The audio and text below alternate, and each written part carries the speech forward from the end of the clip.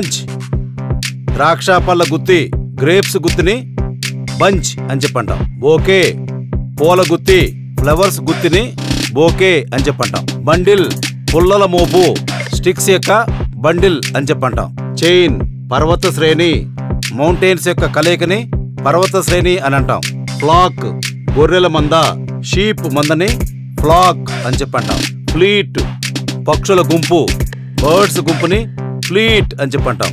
Group ద్వీపాల సముదాయం islands సముదాయం. Galaxy నక్షత్రాల సముదాయం స్టార్స్ సముదాయాన్ని గెలాక్సీ అని చెప్పంటాం. హెడ్ పందుల గుంపు పిగ్స్ గుంపుని హెడ్ అని చెప్పంటాం. హీప్ చెత్త కుప్ప రబిష్ సముదాయాన్ని చెత్త కుప్ప అని చెప్పంటాం. ప్యాక్ వేట కుక్కల మంద హౌండ్స్ సముదాయాన్ని ప్యాక్ అని చెప్పంటాం. రెజిమెంట్ సైనిక దళం సోల్జర్స్ సముదాయాన్ని రెజిమెంట్ అని చెప్పంటాం.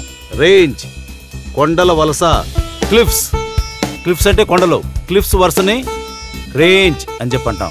స్వామ్ ఈగల గుంపు ఫ్లైస్ గుంపుని స్వామ్ అని చెప్పంటాం. సిరీస్ సంఘటనల వరుస ఈవెంట్స్ యొక్క వరుసని సిరీస్ అని చెప్పంటాం.